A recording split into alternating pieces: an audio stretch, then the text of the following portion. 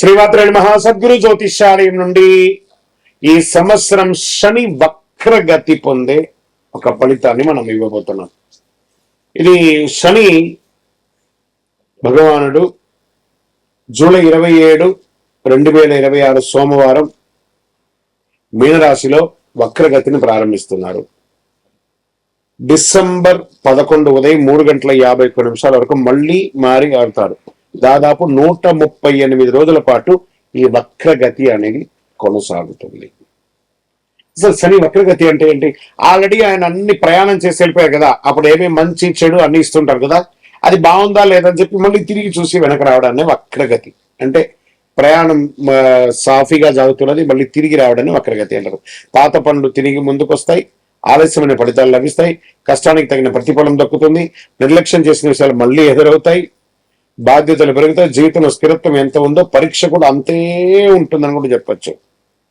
మరి యొక్క ఎవరిని ఎక్కువ ప్రభావితం చేస్తుంది ఈ యొక్క వక్రగతి అని అంటే, శని ప్రకృతి ప్రభావం ముఖ్యంగా వీరిపై చాలా గొప్పగా ఉంటుంది. ఎలా అంటే ఏళ్ళనాటి శని 7.5 ఉన్న వాళ్ళకి, అష్టమ శని, అర్ధాష్టమ శని, శని మహర్దశ, శని అంతర్దశ, జన్మ కుండలిలో శని భగవానుడు బలహీనపడడం, వీళ్ళందరికీ కూడా ఇబ్బందులు వచ్చే అవకాశం లేదు. ఈ సమయంలో ఎదురయ్యే పరిస్థితులు ఎలా ఉంటాయి అని అనుకుంటే, పనుల్లో ఆలస్యం, ఉద్యోగంలో అదనపు బాధ్యతలు, ప్రమోషన్లో ఆలస్యం, కోర్టు వ్యవహారంలో నెమ్మదితనం, భూమి ఆస్తి విషయాల్లో ఆలస్యం, అప్పుల ఒత్తిడి, మానసిక ఆందోళన, సహనానికి పరీక్ష. మనం ఏం పాటిస్తే బాగుంటుంది ఈ సమయంలో అని అంటే, అవసరం లేని అప్పులు తీసుకోవద్దు. ఈ వక్రగతి శని వక్రగతి ఎప్పుడు కోపంతో నిర్ణయాలు తీసుకోకూడదు. ఉద్యోగ మార్పుల్లో తొందరపడద్దు. తొందరపడి పై అధికారులను చెప్తే రిజైన్ చేసేయడం లాంటివి చేయకూడదు. వాహనం నడిపేటప్పుడు ఫోన్ మాట్లాడడం లేదా అతి స్పీడ్ వెళ్ళడం చేయకూడదు. పెద్దలను గౌరవించాలి. ప్రారంభించే పనిని పూర్తి చేయాలి. ఆరోగ్యాన్ని నిర్లక్ష్యం చేయకూడదు. ఖర్చులను నియంత్రించాలి.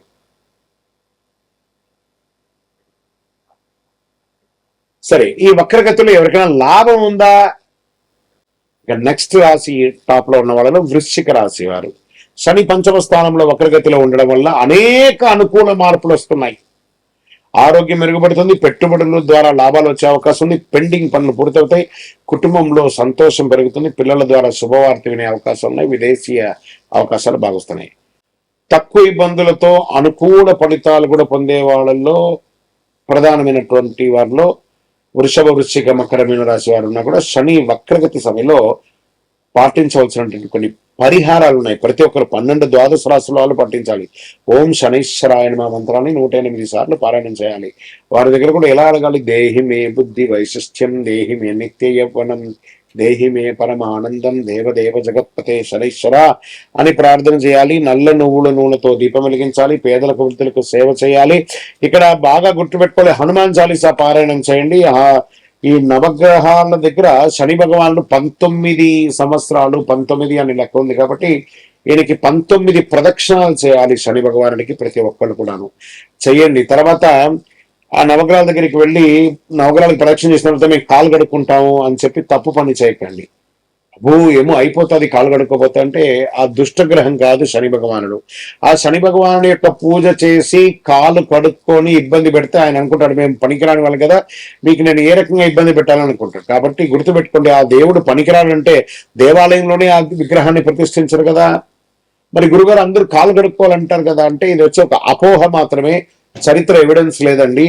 ఆ శని భగవానుడి దగ్గర దీపం వెలిగిస్తారు, నూనె పోస్తారు చూసారా, అవన్నీ కూడా కారి కింద పడుతుంది కదా, దాన్ని తొక్కి ప్రదక్షిణాలు చేస్తే వృద్ధులు కానీ, పిల్లలు కానీ, మహిళలు కానీ ఎవరైనా జారి కింద పడతారని నవగ్రహం తిరిగిన తర్వాత కాలు కడుక్కోండి, ఆ నూనె కాలు కంటకూడదు అని చెప్పారు. కానీ నవగ్రహాలు తిరగడం వల్ల కాలు కడుక్కోవడం అనేది అపోహ. అది ఒక్కటి చెయ్యకండి.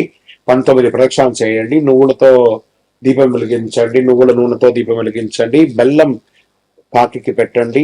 కాక ధ్వజాయ విద్మహే ఖడ్గహస్తాయ ధీమహి తన్న మంద ప్రచోదయాత్ అని చెప్పి ప్రార్థన చేయండి. పేదవాళ్ళకి చెప్పులు దానం ఇవ్వండి, ఒక బెడ్షీట్ దానం ఇవ్వండి, ఒక గొడుగు దానం ఇవ్వండి. అన్ని రకాలుగా బాగుంటారు. ఇంకనూ గురుగారు మా యొక్క వ్యక్తిగత జాతకంలో ఈ యొక్క శని వక్రగతి యొక్క దాన్ని మేము నిర్మూలించుకోవాలి, దానికి పరిహారం పొందాలి అని అంటే దానికి ఏ రకంగా చేయాలంటే మీ పరిసర ప్రాంతాల్లో ఉన్నటువంటి గురువులని, జ్యోతిష్ శాస్త్ర నిపుణులని సంప్రదించండి. లేదా మా దగ్గరే తెలుసుకోవాలనుకుంటున్నారా, మా డిస్ప్లేలో కనబడుతున్నటువంటి నంబర్ కి మీ పేరు, date of birth, time of birth, place of birth text చేసి మీ యొక్క అపాయింట్మెంట్ ఫిక్స్ చేసుకోండి. విజయవస్తు. శ్రీమాత్రే నమః. ఒక అద్భుతమైనటువంటి ఆధ్యాత్మికమైనటువంటి విషయాలు లక్ష్మీదేవి గురించి మనం ఈరోజు తెలుసుకోబోతున్నాం. శ్రీ మహాలక్ష్మీదేవి గుడ్లగూబ, ఉల్లూకం అంటారు. ఎందుకు వాహనంగా ఉంది? హిందూ పురాణాల ప్రకారం గుడ్లగూబ, ఉల్లూకం మహాలక్ష్మీదేవి వాహనం. దీనికి అనేక ఆధ్యాత్మికమైనటువంటి ఎవిడెన్స్ తో సహా ఉన్నాయి. గుడ్లగూబ చీకట్లో కూడా స్పష్టంగా చూడగలదు. ఇది వివేకం, దూరదృష్టి, సరైనటువంటి నిర్ణయం తీసుకునే శక్తిని సూచిస్తుంది. లక్ష్మీదేవి ప్రసాదించే సంపదను జ్ఞానంతో వినియోగించాలని ఇది బోధిస్తుంది. సంపదతో పాటు వినయం. సంపద వచ్చినప్పుడు అహంకారం, లోభం పెరగకుండా జాగ్రత్త ఉన్న గుడ్లగూబ సూచిస్తుంది. ధనాన్ని ధర్మబద్ధంగా వినియోగించడానికి సందేశంగా నిలుస్తుంది. అజ్ఞానాన్ని తొలగించడంలో గుడ్లగూబ రాత్రిపూట చురుకుగా ఉంటుంది. అంటే అజ్ఞానంలో రాత్రిపూట చురుకుగా ఉంటుంది. చూసారా, చీకటి అంటే అజ్ఞానం, వెలుగు అంటే జ్ఞానం. అజ్ఞానం తొలగించి సత్య మార్గం నడిపించే లక్ష్మి కృపకు ప్రతీకగా నిలబడుతుంది. ఐశ్వర్యానికి కాపరి. పురాణ సంప్రదాయ ప్రకారం గుడ్లగూబ సంపదను కాపాడే శక్తిగా ప్రతీక సంపాదించి ధనం నిలవాలంటే అప్రమత్తంగా అనవసరమని తెలియజేస్తుంది అనమాట. శాస్త్ర సంప్రదాయ ప్రకారం కొన్ని ఆగమ పురాణ సంప్రదాయాలు మహాలక్ష్మీదేవిని ఉల్లూక వాహిని, గుడ్లగూబను వాహనంగా ధరించినది అనే అర్థం కూడా ఉంది. అయితే అన్ని ప్రాంతాల చిత్రంలో గుడ్లగూబను తప్పనిసరిగా కనిపించదు. కొన్ని ఆలయ సంప్రదాయాల్లో ఆమెని పద్మాసనంలో లేదా ఏనుగుతో గజలక్ష్మి రూపంలోనే చిత్రీకరిస్తూ ఉంటారు. సంపద ఒక్కటే సరిపోదు, సద్వినియోగం చేసే వివేకం, వినయ, ధర్మబుద్ధిని. శుక్రవారమే లక్ష్మీదేవిని ఎందుకు పూజిస్తారు? మహాలక్ష్మీదేవికి శుక్రవారం ఎందుకు పూజ చేస్తారు? హిందూ సంప్రదాయ ప్రకారం శుక్రవారం మహాలక్ష్మీదేవికి అత్యంత ప్రీతికరమైనటువంటి రోజు. శుక్రవారం అధిదేవత లక్ష్మీదేవి. జ్యోతిశాస్త్రంలో శుక్రగ్రహం, వీనస్ అంటారు కదా, సంపద, ఐశ్వర్యం, సౌందర్యం, సుఖ సంతోషాలు, కళలు, దాంపత్యం వంటి విషయాల్లో కారకుడు. శుక్రగ్రహానికి చెందిన రోజుగా భావిస్తారు కాబట్టి అందులో ఆ రోజు లక్ష్మీదేవిని ఆరాధించడం శుభప్రదమైనటువంటి విశ్వాసం. ఐశ్వర్యాన్ని ప్రసాదించే రోజు. ధనాభివృద్ధి, కుటుంబ సంపద, వ్యాపారాభివృద్ధి, దాంపత్యాభివృద్ధి, శుభ కార్యక్రమాలు కలగాలంటే సంప్రదాయ విశ్వాసం కూడా ఉంది. గృహలక్ష్మి ఆరాధనగా భారతీయ కుటుంబ సంప్రదాయంలో శుక్రవారం ఇంటిని శుభ్రపరిచి ముగ్గు వేసి దీపం వెలిగించే లక్ష్మీదేవిని ఆహ్వానించడం ఆనవాయితీగా వస్తున్నట్టుంటది. ఇంకా వ్రతాలకు ప్రాముఖ్యత అంటే శుక్రవారం లక్ష్మీ వ్రతం, వరలక్ష్మి వ్రతం. అందులోనూ ఈ నెల 21వ తారీఖున వరలక్ష్మి వ్రతం కూడా 2026 ఆగస్టు నాడు వస్తుంది. అష్టోత్తర శతనామాన్ని పూజ చేయడం, అనేక ఆచారాలు, సుమంగళి ప్రార్థన చేయడం, సుమంగళిని అందరూ ఇంటికి పిలిచి పారాన్ని రాకి వాళ్ళకందరికీ ఉచిత రీతిలో వాళ్ళు సత్కరించడం ఇవన్నీ జరుగుతుంది. శుక్రవారం చేయవలసిన పూజ: ఇంటిని శుభ్రంగా ఉంచడం, గడపకు పసుపు కుంకుమ పెట్టడం, ఆవు నెయ్యి, నువ్వుల నూనెతో దీపం వెలిగించడం, తామర పువ్వులు లేదా తెల్లని పువ్వులతో పూజ చేయడం, శ్రీశుక్త కనకదార స్తోత్ర పారాయణం చేయడం, మహాలక్ష్మి అష్టోత్తర శతనామాలు చేయడం చాలా మంచిది. పాయసం, పాలు, బెల్లం ఇలాంటివి నైవేద్యం ఇస్తే శుక్రవారం నాడు అమ్మవారు ఆనందపై ఇంట్లో దారిద్ర్య నిర్మూలన చేసి ఐశ్వర్యాన్ని కురిపిస్తుంది వర్షంగా. విజయోస్తు. అమ్మవారికి కమలే ఓం శ్రీం హ్రీం క్లీం కమలే కమలాలయే వసీద ప్రసీద శ్రీం హ్రీం శ్రీం మహాలక్ష్మీ నమః. అమ్మవారికి కమలాలంటే ఎందుకు ఇష్టం? లక్ష్మీదేవికి కమలం అంటే శ్రీ మహాలక్ష్మీదేవిని దాదాపు ప్రతి చిత్రంలో విగ్రహంలో కమలంలో ఆశీనురాలుగా లేదా చేతుల కమల పుష్పాన్ని ధరించే విధంగా దర్శిస్తుంటాం. కమలం లక్ష్మీదేవికి అత్యంత ప్రీతిపాత్రమైనటువంటి పుష్పం. చూడండి, ఆ కమలం పుట్టడం వచ్చి బురదలో పుడుతుంది. ఆ బురదలో పుట్టిన తర్వాత ఆకు కూడా విచ్చుకుంటుంది, పువ్వు కూడా విచ్చుకుంటుంది. ఆ బురద ఆ పువ్వు కానీ ఆకు కానీ ఎక్కడెక్కడ కొంచెం కూడా ఉంటుంది. అంటే ఎక్కడి నుంచి వచ్చామనేది కాదు, ఎక్కడికి చూస్తుంది, ఎక్కడికి వెళ్తుంది అనేది ఆ యొక్క పుష్పం యొక్క అనుకూలమైనటువంటి పవిత్రతకు ప్రతీక. కమలం బురదలో పుట్టిన బురద అంటకుండా స్వచ్ఛంగా వికసించి, అలాగే మనిషి కూడా ప్రపంచంలో జీవిస్తూ అధర్మానికి దూరంగా పవిత్రతకు జీవితంగా ఉండాలని చూపించే సూచికనే కమల పుష్పం. ఐశ్వర్యానికి చిహ్నం. కమలం వికసించడం అంటే అభివృద్ధి, శ్రేయస్సు, ఐశ్వర్యం. అందుకే లక్ష్మీదేవిని పద్మ కమల, పద్మాలయ, పద్మప్రియ వంటి నామాలతో స్తుతిస్తూ ఉంటారు. మహావిష్ణువుతో అనుబంధం. మహావిష్ణువు నాభి నుండి కమలం ఉద్భవించింది. ఆ కమలంపై బ్రహ్మదేవుడు అవతరించాడని పురాణాలు చెబుతాయి. లక్ష్మీదేవి శ్రీ మహావిష్ణువు సహచరణి కావడంతో కమలానికి ప్రత్యేక స్థానం లభించింది. ఆధ్యాత్మికమైనటువంటి వికాసం కమలం ఉదయించే సూర్యుని కిరణాలతో వస్తుంది. అది జ్ఞానం, ఆధ్యాత్మిక చైతన్యం, అంతరంగ వికాసం. చూడండి, ఆకాశాన్ని చూస్తుంది, సూర్యుడినే చూస్తుంది. కాబట్టి అద్భుతమైనటువంటి, ఎక్కడ పుట్టామనేది కాదు, ఎక్కడ చూస్తుంది అనేది గొప్ప. శాస్త్రాల్లో కమలం, శ్రీ సూక్తంలో మహాలక్ష్మీదేవిని పద్మంతో అనేక సార్లు వర్ణిస్తారు. ఉదాహరణకు పద్మప్రియే పద్మిని, పద్మహస్తే, పద్మాలయే, పద్మధరాయ దాక్షి అని అంటారు చూసారా.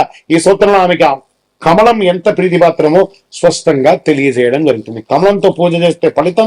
సంప్రదాయ ప్రకారం లక్ష్మీదేవిని కమల పుష్పాలతో పూజిస్తే ధనాభివృద్ధి, గృహంలో ఐశ్వర్యం, వ్యాపారాభివృద్ధి, కుటుంబంలో శాంతి సౌకర్యం కలుగుతాయి. కమలం ఇచ్చే సందేశం ఏంటి? సంపద వచ్చిన అహంకారం లేకుండా ప్రపంచంలో ఉంటూ పవిత్రతను, వినయాన్ని, ధర్మాన్ని కాపాడని చెప్తుంది. కాబట్టి అమ్మవారికి కమలం అంటే మహా ఇష్టం. ఈ అష్టలక్ష్ములు ఎవరు? ఒక లక్ష్మి చాలదా? ఎందుకు అష్టలక్ష్ములు అంటే ఒక్కొక్క దేవుడికి ఒక్కొక్క అవతారాలు ఉంటాయి సార్, ఒక్కొక్క దేవతడికి. అలాగే లక్ష్మీ అమ్మవారికి అష్టలక్ష్ములు శ్రీ మహాలక్ష్మీదేవి యొక్క 8 దివ్య స్వరూపాలు. ప్రతి స్వరూపం, ప్రతి జీవితంలో ఒక ప్రత్యేకమైన ఐశ్వర్యాన్ని సంపాదిస్తుందని హిందూ సంప్రదాయ ప్రకారం చెబుతుంది. సంపద అంటే కేవలం ధనం మాత్రమే కాదు, ధైర్యం, జ్ఞానం, సంతానం, విజయం, ఆహారం, ఆధ్యాత్మిక శాంతి కూడా ఐశ్వర్యమే. ఇందులో మొట్టమొదటిది ఆదిలక్ష్మి, మహాలక్ష్మి యొక్క మూల స్వరూపం. ఆధ్యాత్మిక శాంతి, భక్తి, మోక్షాన్ని ప్రసాదిస్తుంది. ధనలక్ష్మి, ధనం, బంగారం, ఆర్థిక సంపదకు అధిష్టాన దేవత. వ్యాపారం, ఉద్యోగం, ఆర్థిక అభివృద్ధికి ఆశీర్వదించబడుతుంది. ధాన్యలక్ష్మి, అన్నం, ధాన్యం, వ్యవసాయం, ఆహారం, సమృద్ధికి ప్రతీక. ఇంట్లో అన్నపూర్ణను ప్రసాదిస్తుంది. గజలక్ష్మి, ఏనుగుతో దర్శనమిచ్చే లక్ష్మీ స్వరూపం. రాజయోగం, గౌరవం, కీర్తి, శ్రేయస్సును ప్రసాదిస్తుంది. సంతాన లక్ష్మి, సంతానం, పిల్లలు, ఆరోగ్యం, వారి అభివృద్ధి అనుగ్రహిస్తుంది. కుటుంబ సుఖ సంతోషాలకు ప్రతీక. వీరలక్ష్మి, ధైర్యం, శక్తి, పరాక్రమం, ఆత్మవిశ్వాసాన్ని ప్రసాదిస్తుంది. కష్టాలను ఎదుర్కొనే శక్తినిస్తుంది. విజయలక్ష్మి, ప్రతి కార్యంలోనూ విజయం, శత్రులపై జయం, పోటీలో గెలుపుకు ప్రసాదిస్తుంది. విద్యాలక్ష్మి, విద్య, జ్ఞానం, కళలు, మేధస్సు, వికాసానికి అధిష్టాన దేవత. విద్యార్థులు, పరిశోధన, కళాకారులు ప్రత్యేకంగా ఆరాధించబడుతుంది. అష్టలక్ష్ముల ఆశీర్వాదం వల్ల ధనాభివృద్ధి, అన్నపూర్ణత, విద్యాభివృద్ధి, విజయం, ధైర్యం, సంతాన సౌభాగ్యం, గౌరవం, కీర్తి, ఆధ్యాత్మిక శాంతి, ఈ 8 స్వరూపాలను భక్తితో ఆరాధిస్తే సంపూర్ణమైనటువంటి అనుగ్రహాన్ని పొందుతారు. లక్ష్మీం క్షీరసముద్ర రాజతనయాం శ్రీరంగదామేశ్వరీం అని ప్రార్థన చేయండి. అనుగ్రహాన్ని పొందండి. విజయోస్తు.